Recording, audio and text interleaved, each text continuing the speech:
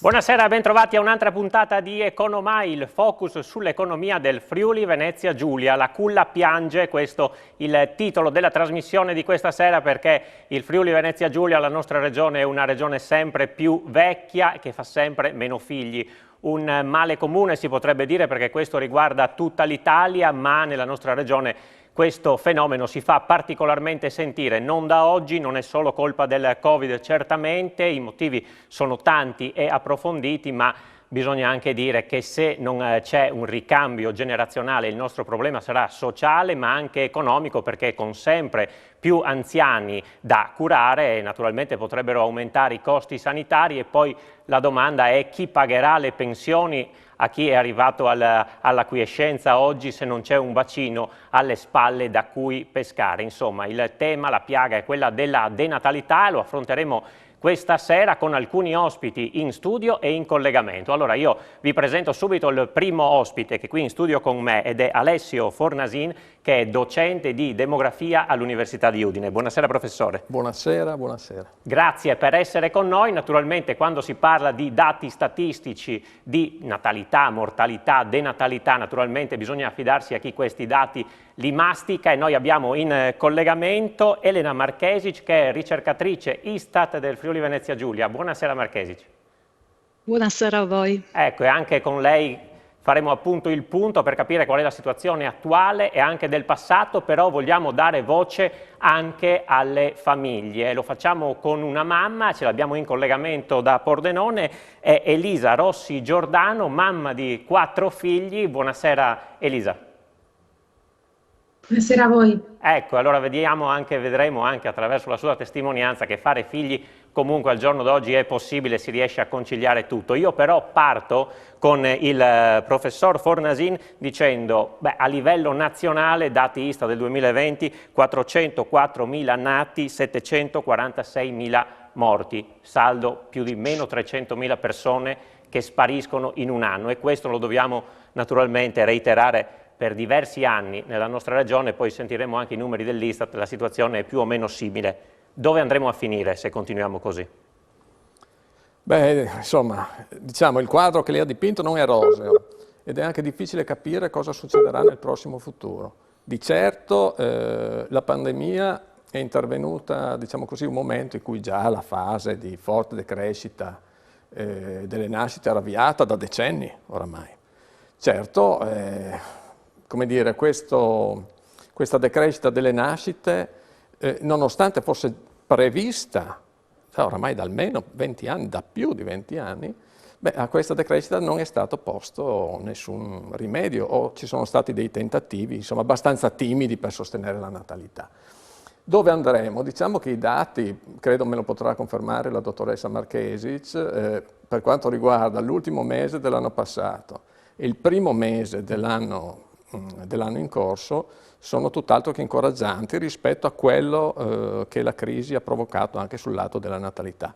Quello che noi ci auguriamo e quello che potrà succedere, perlomeno quello che è successo tante volte nel passato, è che dopo una crisi anche forte che ha provocato una decrescita della natalità, c'è stata una ripresa. Ecco, può darsi che anche in questo caso, a seguito di un forte decremento del numero di nati, ci sia una ripresa del numero di nati, poi ci si può augurare che questo aumento prosegua nel tempo. Allora andiamo, l'ha citata lei, dalla dottoressa Marchesic, per cercare di capire qual è la situazione attuale dell'ultimo anno, ma anche dell'ultimo decennio che ci ha riguardato. Ecco, se ci può fotografare la situazione del momento, dottoressa. La Regione Friuli Venezia Giulia ha registrato nel 2020 un calo di popolazione, ha perso circa 7.500 residenti. La Regione è in calo per l'8º anno consecutivo, e purtroppo la pandemia, il Covid, ha ulteriormente acuito quelle che erano le problematiche già evidenti sul versante demografico, come detto dal professor Fornasin.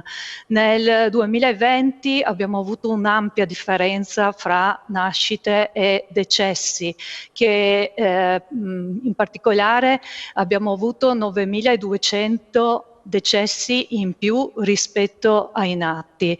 Dall'altra parte, quando si parla di popolazione, si vanno sempre a considerare quelle che sono le poste in entrata e quelle in uscita. Sul versante naturale entrano i nati ed escono i morti, appunto. Dall'altra parte vi è il movimento migratorio, quindi le iscrizioni per trasferimento di residenza nel territorio e le cancellazioni di coloro che escono dal territorio di riferimento.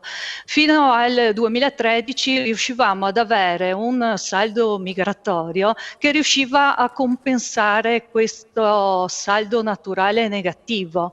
Da 8 anni a questa parte questo non avviene più e nel 2020 il saldo migratorio, quindi ribadisco la differenza fra iscritti e cancellati per trasferimento di residenza, è stato solo di circa 1700 individui.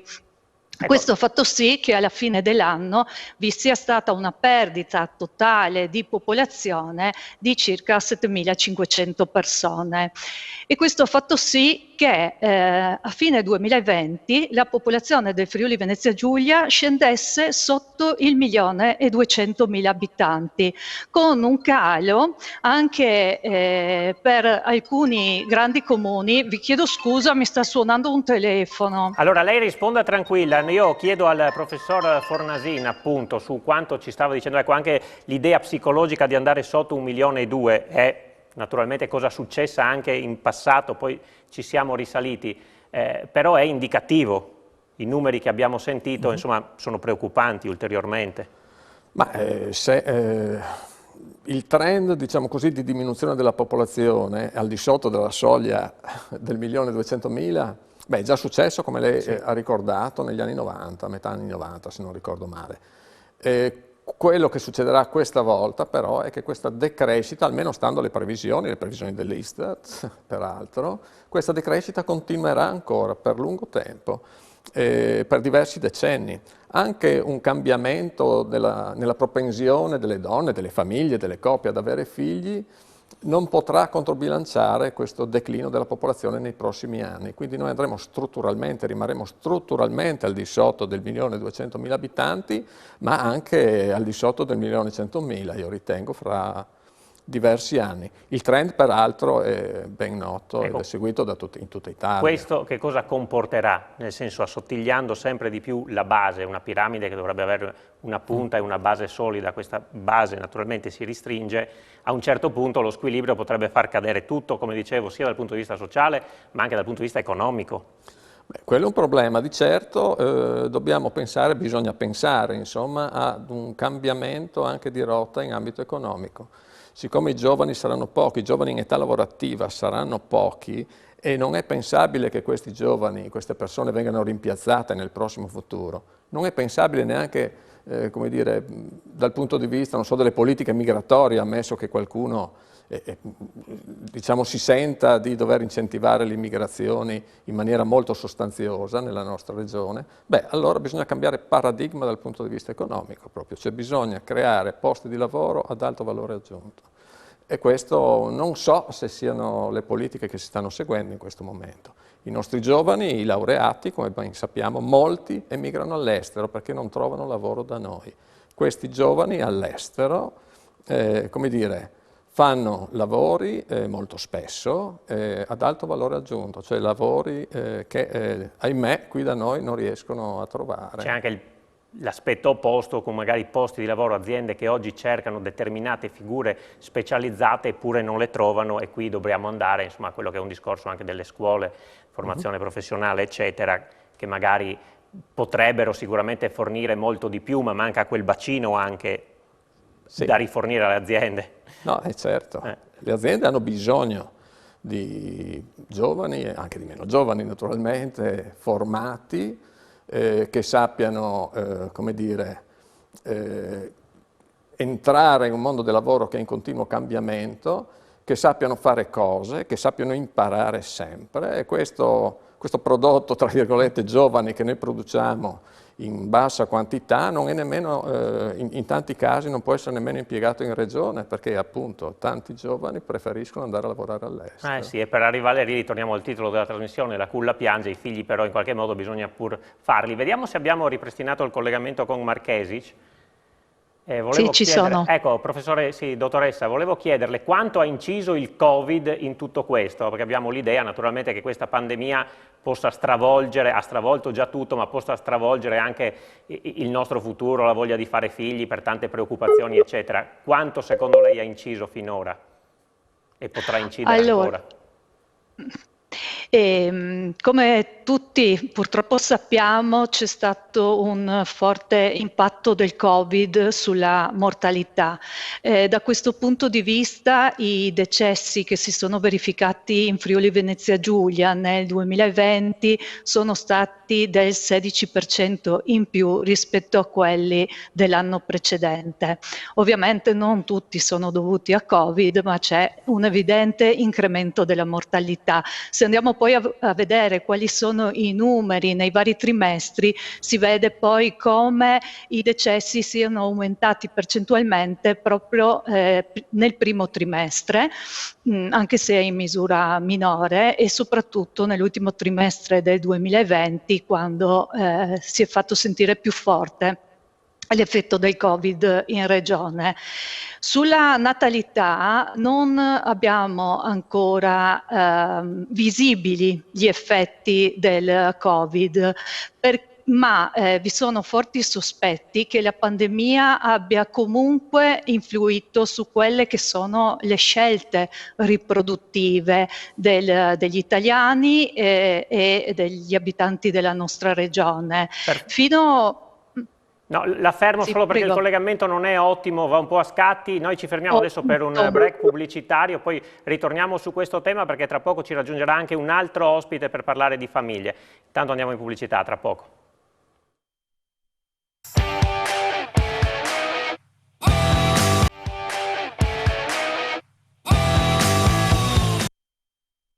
Con Economai stiamo trattando il tema della culla piange, che altro non significa che denatalità, purtroppo una regione sempre più vecchia con sempre meno figli. Il 14 maggio, pochi giorni fa, a Roma si sono svolti gli Stati Generali della Natalità organizzati dal Forum delle Associazioni delle Famiglie, quello a livello nazionale, che hanno dibattuto appunto sul tema. Anche il Santo Padre, Papa Francesco, ha portato un messaggio su questo perché i figli sono il nostro futuro. Noi introduciamo questa parte con questo video.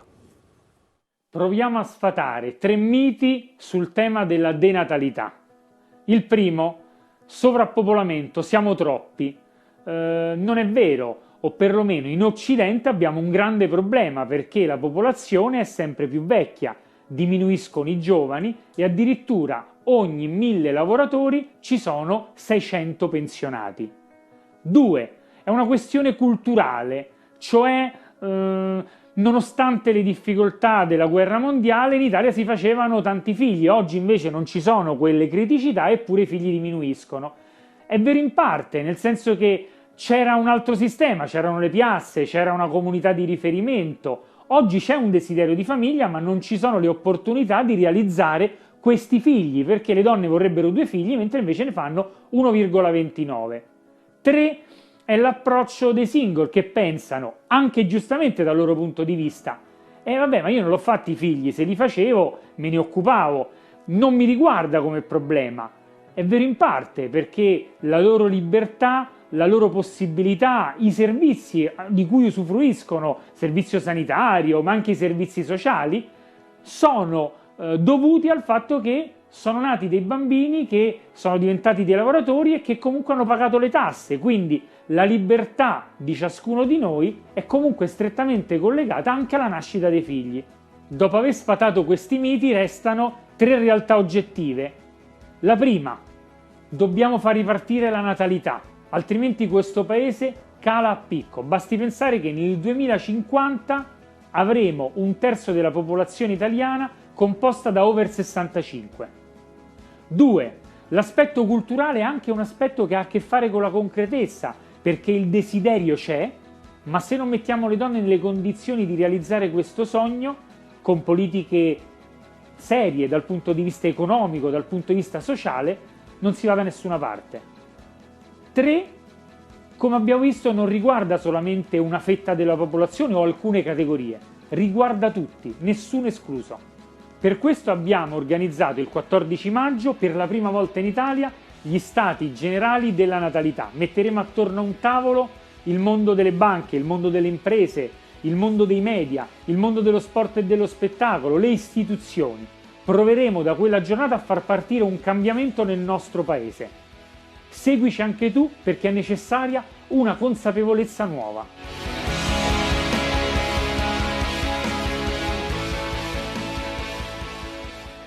Ecco, li abbiamo sentiti, temi sicuramente importanti, numeri importanti, discussioni che ci porteranno a disegnare anche un po' il futuro. Con noi in studio ci ha raggiunto intanto Matteo Fantuzzi, che è il presidente del Forum Famiglie del Friuli Venezia Giulia, che ha contribuito, insomma, insieme a tutti gli altri forum regionali a questi stati generali della natalità. Un evento enorme.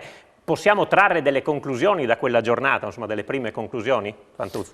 Beh sì, è stata una giornata importante sotto un profilo, diciamo, mediatico sicuramente.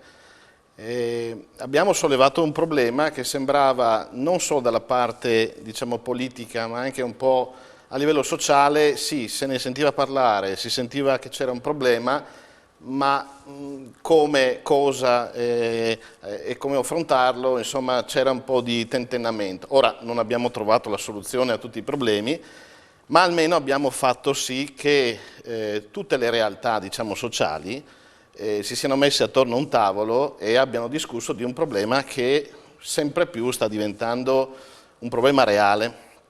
Reale anche perché proprio ieri ero in consiglio d'istituto e uno dei punti all'ordine del giorno era la soppressione di una classe. E ho detto sinceramente, questo è l'inizio di un processo che sarà inesorabile. Fra 5-6 anni non discuteremo più di una classe, ne discuteremo forse del plesso intero. Cosa allora, che ci porta anche, insomma, abbiamo sentito dei numeri abbastanza importanti sull'esubero, diciamo, anche se adesso si stanno facendo nuove assunzioni per quanto riguarda gli insegnanti, perché appunto un domani potrebbero esserci tanti meno bambini da seguire, quindi anche la necessità di avere meno insegnanti che dovrebbero essere reimpiegati, insomma, posti di lavoro anche lì, insomma, economia che gira. Certo, certo. Sì, è tutto un sistema. Quello scolastico certamente a me mi riguarda, perché oggi ho 4 figli nel sistema scolastico ancora, e voglio dire, cioè, stiamo parlando di uno dei tasselli certamente più importanti a livello sociale di formazione dei nostri ragazzi. Cioè, oggi dobbiamo discutere come mettere non solo la politica, dico, ma tutti gli organi preposti, che sono trasversali tutti, come rimettere in piedi un paese che è in via di estinzione. Assolutamente. Allora, la fermo un attimo perché adesso andiamo in una casa a Pordenone, a casa di Elisa Rossi Giordano, ve l'ho presentata prima. Anche lei è una mamma di 4 figli come Fantuzzi, che hanno... Che età, Elisa? Noi spaziamo completamente. I miei figli vanno dai 18 anni, il più grande, ai 10 mesi, la più piccola, quindi abbiamo tutto il panorama. Ecco, diciamo che dalla patente al pannolino, insomma, diciamo che c'è tutto l'iter, ecco. Esatto. Lei lavora peraltro anche... l'adolescenza di 15 anni, per le elementari dei 10 anni del terzo, e quindi abbiamo veramente un bel panorama. Una mamma lavoratrice però. Sì, sono una lavoratrice part-time, che devo dire ha la fortuna di riuscire a conciliare le due cose, anche grazie ai servizi offerti di asilo nido, di servizi di trasporto scolastico per il rientro nello scuolabus. Insomma, è fondamentale, come dicevano nel video De Palo e accennava Matteo Fantuzzi, è necessario supportare le famiglie affinché possano gestire appunto la famiglia e dei Quindi lei crede figli, che il sistema no? di welfare, insomma, sia sufficiente, insomma, ha trovato buoni servizi a cui appoggiarsi, perché molto spesso si dice ma sì, per fare i figli bisogna anche avere poi va bene i sistemi, i nonni, tante cose intorno, il posto di lavoro eccetera. Sono alle volte delle scuse o poi insomma in concreto lei insomma, ha fatto 4 figli, quindi insomma poi bisogna mantenerli, no? Ma guardi, io ritengo che sia una questione proprio di scelta, no? Io e mio marito abbiamo proprio scelto di avere una famiglia e di investire nella nostra famiglia. Non abbiamo, devo essere sincera, non abbiamo una rete familiare così fitta. Io vengo da Padova, sono veneta, la mia famiglia quindi è rimasta lì, non ho supporto da parte loro. Purtroppo appunto il mio suocero è mancato e mia suocera fa quello che può oltre agli zii così, però devo dire che i servizi sono fondamentali, no? Oggigiorno lo dicevano dal punto di vista demografico si lavora fino ad età avanzata, quindi insomma i nonni, gli zii eccetera non sono il supporto giusto che uno Stato su cui deve puntare, no? E i servizi a Pordenone, devo dire, ci sono, tutto è implementabile e migliorabile, ci mancherebbe, però è fondamentale. Io che mi confronto con amici da altre parti d'Italia, anche solo in Veneto per la mia origine, oppure anche nel Lazio, piuttosto che in altre regioni d'Italia dove ho dei contatti, devo dire che viviamo in una piccola isola un po' più felice di altri per poter gestire la famiglia. Però decisamente è implementabile. Ho ricevuto proprio in questi giorni l'accettazione della mia piccola che, come dicevo, ha 10 mesi all'interno dell'asilo nido comunale e però vincolata al solo orario del mattino, che non si concilierà con la fine del mio orario di lavoro. Però ecco, come dire,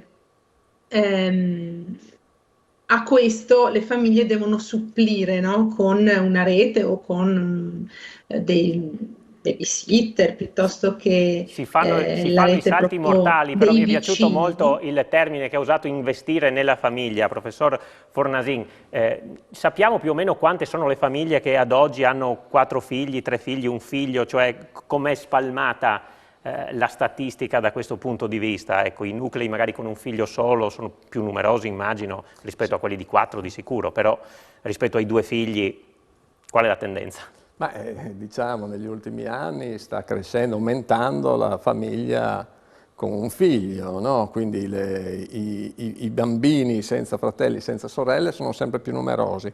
Aumentano le famiglie, anche quelle che non hanno figli, no? Le famiglie senza bambini chiaramente sono sempre meno numerose, non solo le famiglie che hanno 2 figli, ma soprattutto quelle che hanno 3, quelle che ne hanno 4, di cui abbiamo 2 ottimi rappresentanti qui questa sera.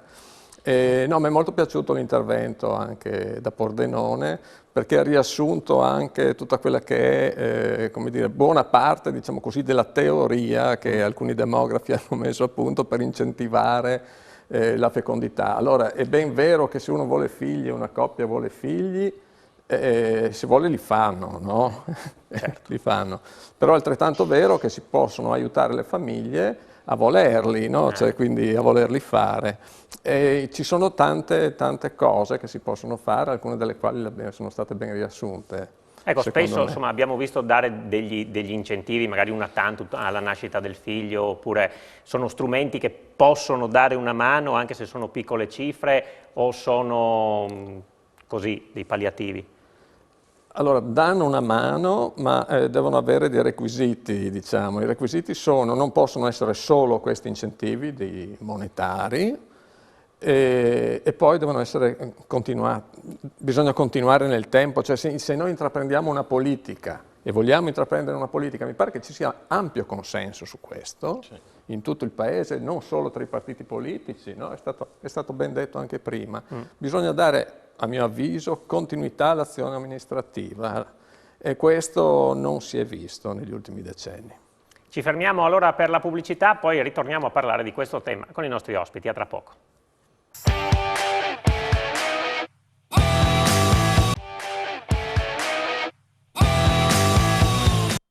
Di nuovo insieme con Economai per parlare del problema denatalità. Io torno dalla dottoressa Marchesic per chiederle se ci può un po' fotografare quelle che sono le fasce di età nelle quali le donne al giorno d'oggi diventano mamma. Penso che anche lì sia cambiato un po' rispetto al passato. Naturalmente prima i figli si facevano in età un po' più precoce, adesso l'età anche si sta spostando sempre di più. Com'è la situazione nella nostra regione?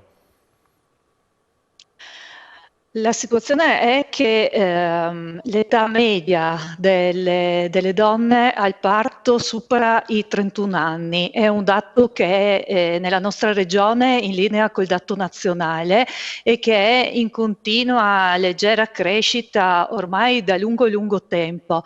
Dobbiamo pertanto fare attenzione, mi riallaccio un po' a quello che aveva detto il professor Fornasin prima. Di solito alle fasi di crisi seguono delle fasi di ripresa, ma se la crisi è lunga e le future mamme sono sempre più vecchie, si corre il rischio di posticipare troppo i tempi della maternità e di non poterli recuperare. Stiamo appena iniziando a scontare quello che sarà l'effetto del Covid sulla natalità. Abbiamo visto che a dicembre vi è un calo consistente dei nati rispetto a dicembre dell'anno prima. A livello regionale abbiamo a dicembre 90 nati in meno rispetto a dicembre del 2019. A gennaio i nati sono 110 in meno. Questa è una tendenza che accomuna tutte le regioni e fa pensare che tutta l'incertezza, la preoccupazione legata al Covid abbia influito sulle scelte riproduttive degli italiani. Bisogna intervenire rapidamente per ridare fiducia e sicurezza e per evitare che l'impatto sanitario, l'impatto di crisi economica porti a un eccessivo, non più recuperabile posticipo della maternità. Grazie, purtroppo il collegamento, l'audio lo sentiamo molto bene ma il video ogni tanto si ferma, ma insomma sono importanti le parole che lei ha detto. Che cosa ne pensa la gente di questa situazione? Com'era la situazione anni fa? Si fanno dei figli? Com'è la situazione delle nostre famiglie? Insomma siamo andati un po' per strada, chiederò alla gente, vediamo. Ecco, a spasso con la nipotina. Con la terza nipotina, che sono una cosa stupenda i nipoti, ma sono anche impegnativi. Purtroppo non abbiamo abbastanza servizi a disposizione dei genitori e per questo tante volte proprio ci pensano prima di fare figli. Lei quanti figli ha? Io ho 2 figlie e 3 nipoti. Quindi tutte hanno fatto dei figli? Sì, 1, 2, questo è il primo della seconda e ne arriverà un altro sicuro. Sì, sicuramente insomma, si fanno meno figli, però dobbiamo pensare comunque ad andare avanti, è più difficoltoso adesso sicuramente per tanti motivi, poi anche questa pandemia insomma, ci ha impauriti ancora di più, però io ne ho una e penso di fare addirittura un altro, quindi va bene, vuol dire che come me sicuramente ce ne sono tanti altri che la pensano nella stessa maniera. Io attraverso mia figlia vedo il futuro e quindi insomma la speranza. E oggi mettere al mondo qualche bebè è un problema, è una responsabilità, diciamo. Quando era giovane lei invece come fratelli? Sì, i fratelli eravamo in 5, allora i genitori erano proliferi, sì. Figli 2 e 2 nipotine. Mio figlio è una guida turistica e la moglie pure a Venezia, per cui quest'ultimo anno e mezzo per loro è stato molto pesante, molto difficile, insomma. Insomma, siamo una popolazione sempre più anziana, si fa fatica a fare i figli. Ecco, lei ha avuto figli? Un tentativo c'è stato e poi basta. È andato via da 5 mesi, a 5 mesi dalla pancia della mamma, e poi non ci abbiamo più provato perché eravamo anche avanti con l'età, cioè 35 anni, 36, quindi e niente, basta. È rimasto un po' il dispiacere naturalmente. Vabbè, questo senz'altro, mio e di mia moglie.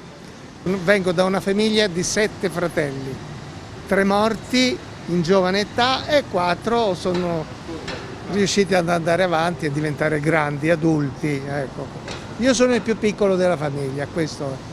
Immagino lei sia in pensione, chi ci manterrà, chi pagherà le nostre pensioni, le pensioni vostre, se non c'è un ricambio generazionale? Le nostre pensioni spero di arrivarci ancora per qualche anno. I giovani avranno un problema, però questo è un problema di tipo anche politico e quindi è bene non parlarne adesso. Ecco, si fanno purtroppo sempre meno figli, però insomma ci sono delle difficoltà, ma insomma lei quanti figli ha? Io ho 2 figli, una di 6 anni e una di 2 anni.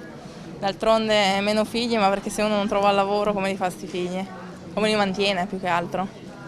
E quindi giustamente la popolazione tende a diminuire le nascite. Ecco, da mamma quali sono le difficoltà maggiori che si incontrano? Proprio da mamma, proprio se non hai una base lavorativa, uno stipendio, dei soldi, non riesci ad andare avanti.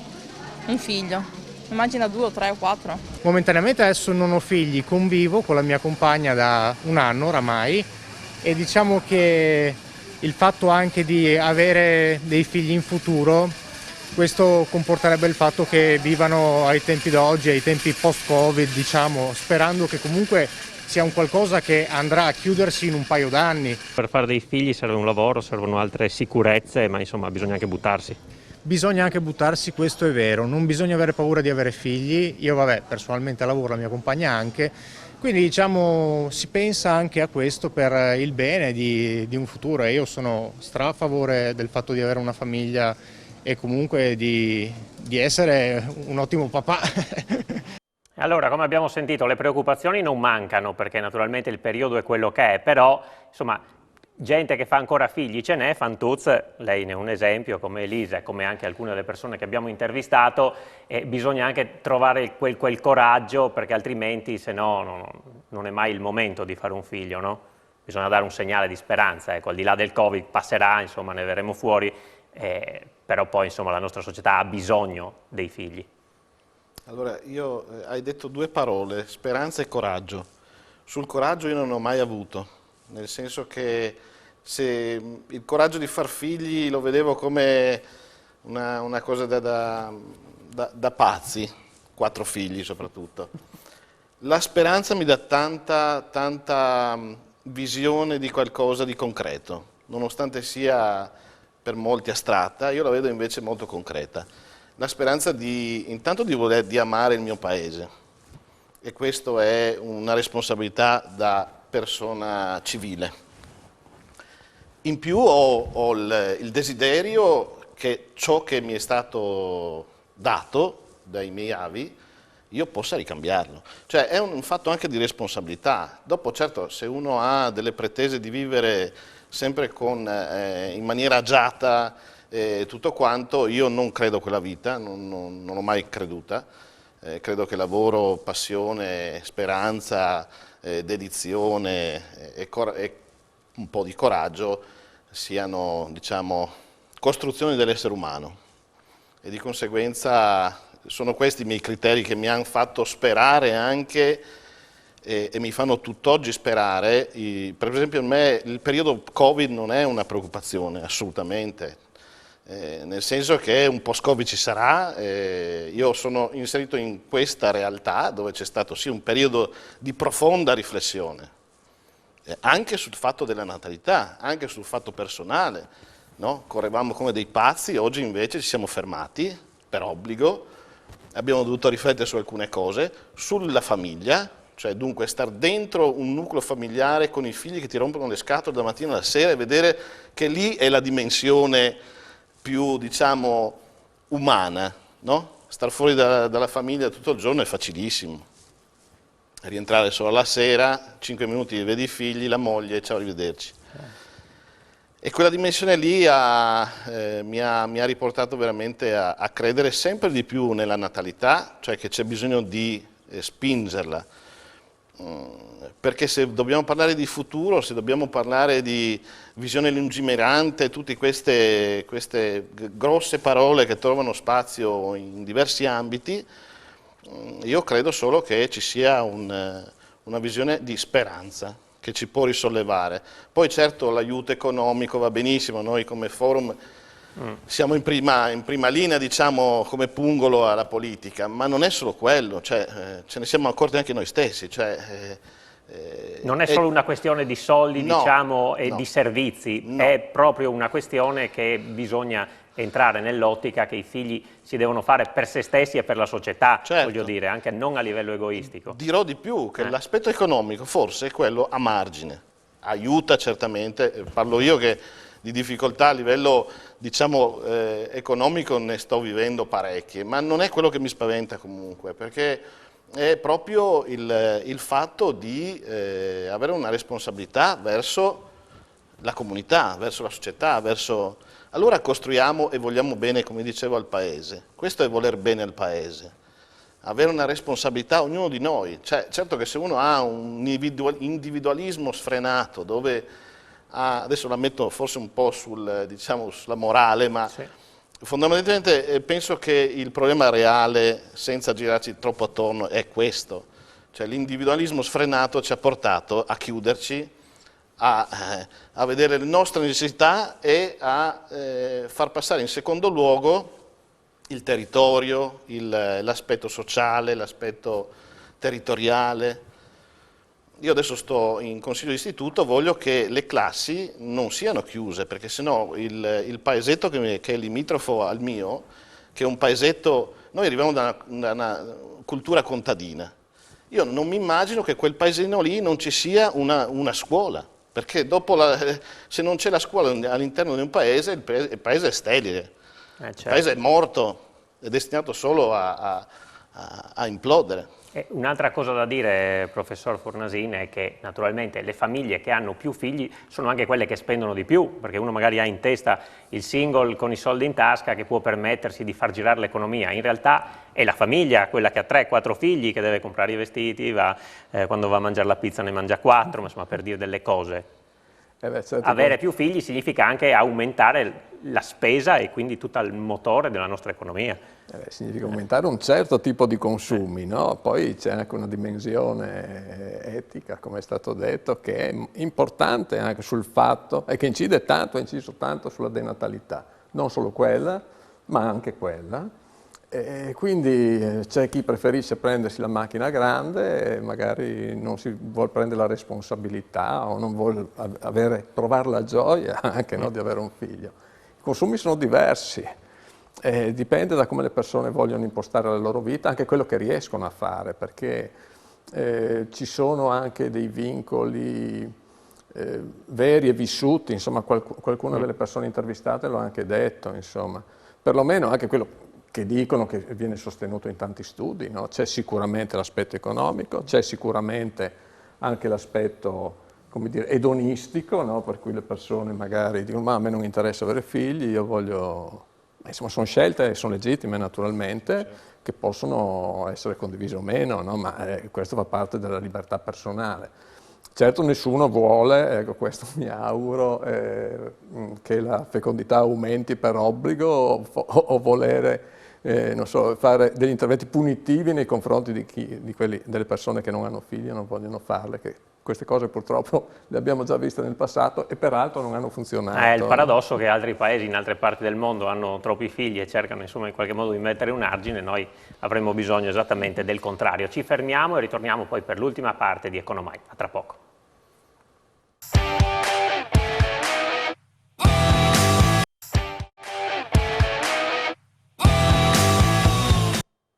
Ultima parte di Economai, centro della trasmissione, la culla piange, lo vedete dal nostro titolo, e quindi cercare di capire come mai si fanno pochi figli e che cosa si può fare per riuscire a farne di più. Abbiamo visto che è un problema che non riguarda solo il Friuli Venezia Giulia, ma tutta l'Italia, eccetto un piccolo spicchio che è la provincia di Bolzano, che ha un leggero segno più. Dottoressa Marchesi, ce lo chiedo a lei, insomma è un male dappertutto, lì però... Forse anche per le condizioni, insomma, sappiamo che l'Alto Adige insomma, gode anche di un certo benessere, forse anche un po' di una certa cultura di avere più figli storicamente da sempre. Ecco, la situazione anche nel confronto Friuli-Italia e diciamo anche se c'è Italia-mondo, ecco, o i paesi insomma, nostri confinanti.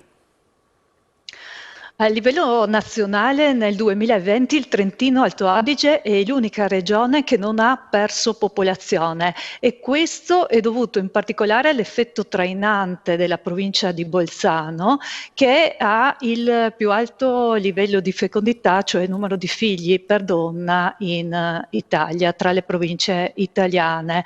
Se vogliamo avere così un quadro di quella che è la situazione a livello europeo, il confronto del nostro paese con gli altri, posso dire che noi abbiamo le mamme più vecchie d'Europa, abbiamo la più alta percentuale di donne che non hanno mai lavorato per prendersi cura dei propri figli, abbiamo i più bassi tassi di occupazione femminile e siamo il paese in cui è più alta la differenza fra il tasso di occupazione maschile e femminile.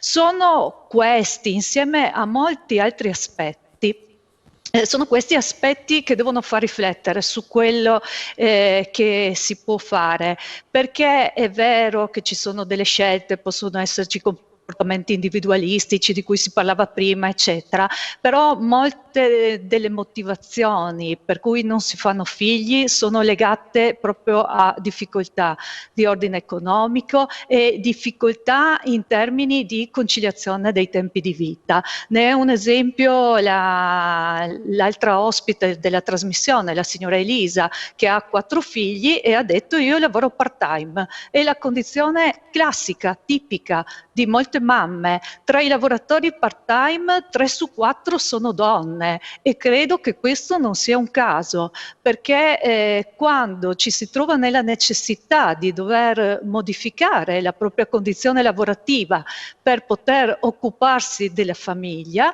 di solito le modifiche sono responsabilità delle donne e fra l'altro tra le donne le modifiche riguardano prevalentemente proprio la riduzione dell'orario di lavoro.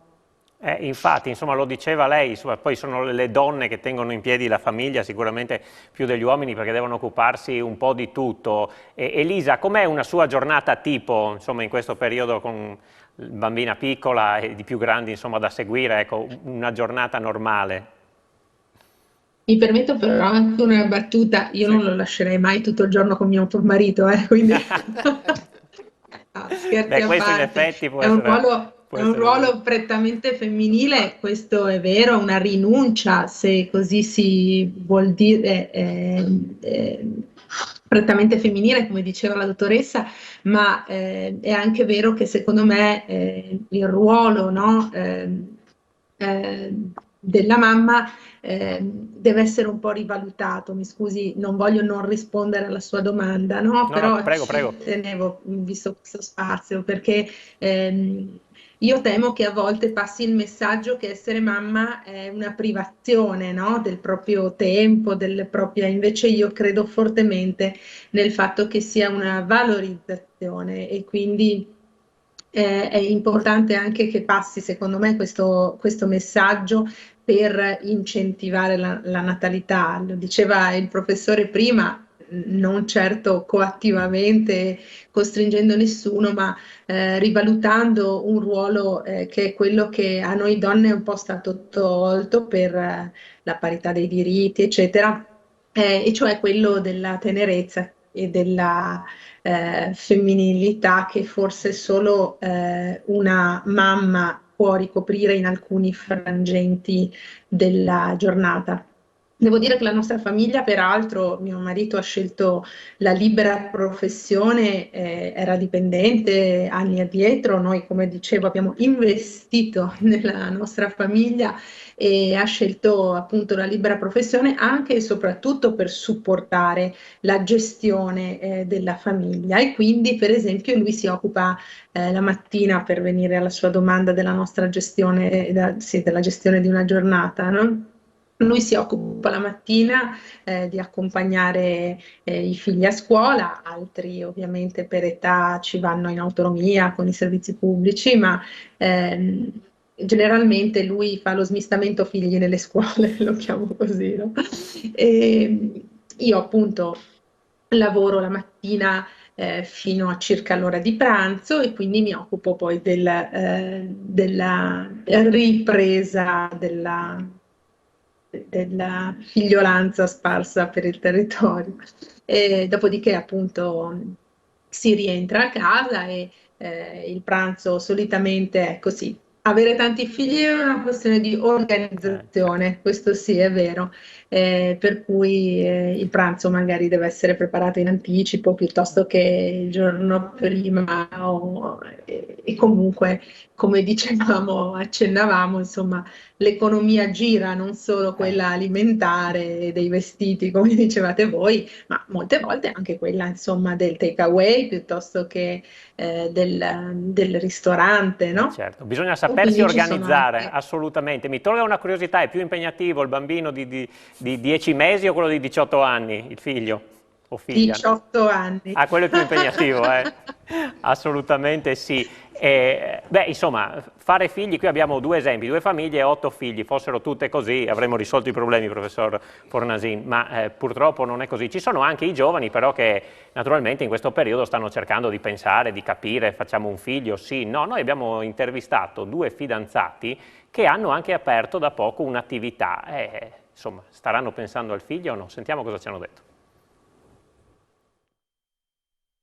Ragazzi giovani che guardano al futuro e pensano anche a fare dei figli. Sì, in questo momento è un po' difficile perché abbiamo appena aperto un ristorante qui in centro Pordenone, quindi l'idea di fare figli è un po' lontana. Cioè in realtà è un po' più vicina per me, per lui è un po' più lontana, però insomma ci sono tante condizioni che non portano in questo momento a pensare ad un figlio. Gli ostacoli principali sono quelli economici, diciamo. Economici e poi anche il tempo.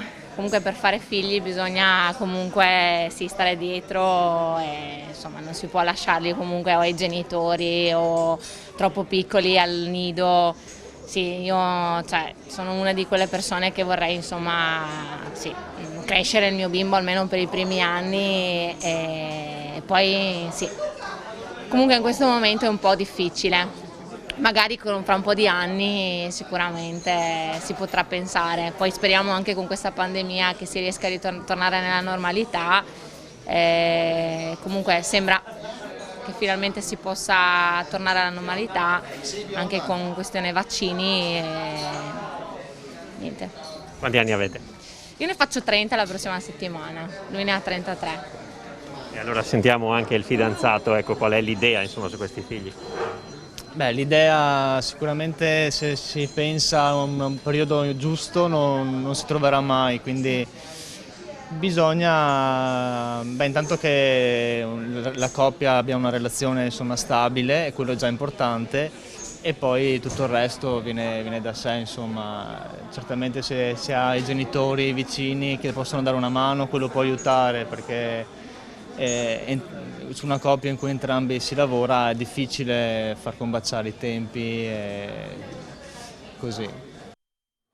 Sì, i dubbi sono tanti, abbiamo sentito però 2 ragazzi che già sono sui 30 anni e se già si posticipa di qualche anno, insomma si comincia già ad avere una certa età per fare il primo figlio, poi è logico che il secondo, allora sì, si va verso i 40. Siamo verso la fine della trasmissione. Io chiederei a ognuno di voi 4 un piccolo spot, se vogliamo dirlo così, per incentivare la natalità. Diamo un piccolo contributo anche per quel che riguarda insomma, le vostre esperienze, i vostri ruoli, per lanciare un messaggio, insomma, che chissà che chi ascolta magari possa decidere se è indeciso di propendere per fare un altro figlio. Professore, partiamo da lei. Beh, credo che crescere un figlio sia una delle cose più belle del mondo. Non ho chiesto quanti figli ha lei? 1. Un figlio, ecco. Vada. No, continui. Il mio spot era questo, no? Cioè crescere un figlio è una cosa meravigliosa. Figurarsi 4, Fantuzzi. Il mio spot è quello della speranza, come ribadito prima. La speranza è quello che ti fa andare avanti, non in maniera così sciocca, ma la speranza è quella di una persona che non possiamo vedere tutto oggi, dobbiamo pensare anche al domani, cioè quello che lasciamo. E se lasciamo cose interessanti saremo ricordati come una buona generazione, diversamente invece saremo un po' rimproverati. E di questo io mi sento, diciamo, corresponsabile. La speranza, il fatto di mettere al mondo i figli sicuramente ti mette in una posizione di ogni giorno, ogni santo giorno, di rivedere te come padre, come madre, di capire che sei un sistema all'interno della famiglia che ha delle dinamiche molto educative. Io che sono un figlio unico,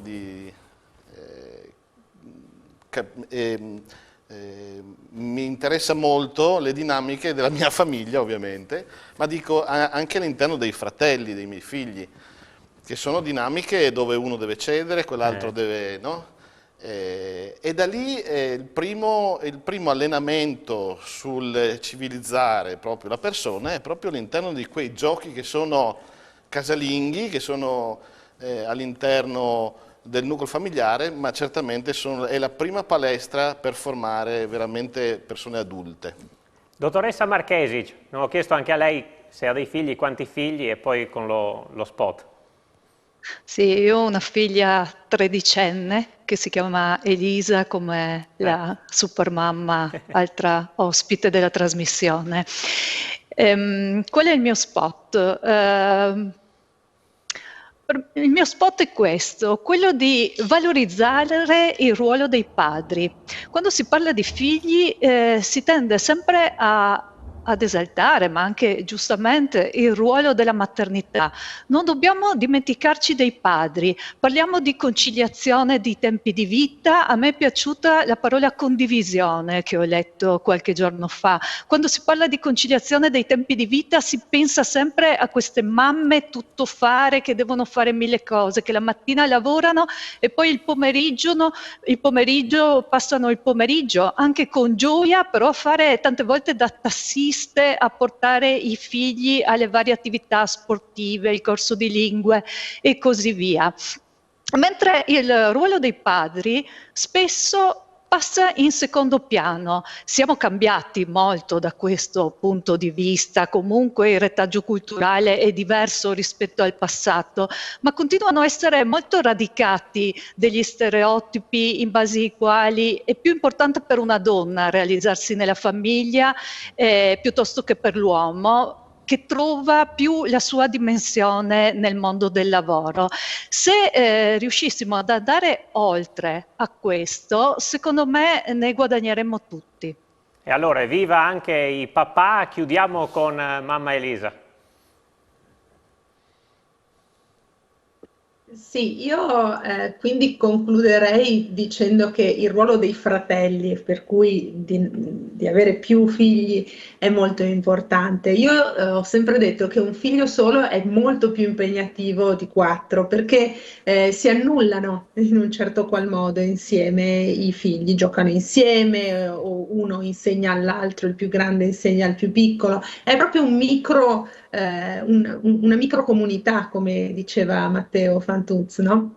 Per cui il mio spot è proprio quello di farne più di uno, perché è proprio più facile, secondo me, la gestione di più figli, perché ci si aiuta. Poi, insomma, credo proprio che sia stata una bella esperienza poter sentire come in realtà quello che diceva il professore è proprio bello, anche perché ogni figlio è proprio un'entità unica e quindi ti dà la possibilità di crescere un individuo e un futuro, dare una speranza non solo al nostro paese, ma anche proprio a questo mondo che ne ha tanto bisogno. Assolutamente, grazie, speriamo di essere riusciti a convincere qualcuno, perché fare figli è importante, ne va soprattutto della nostra società, della nostra economia, della nostra capacità di proiettarci al domani. Io ringrazio molto tutti i nostri ospiti, Matteo Fantuzzi, il professor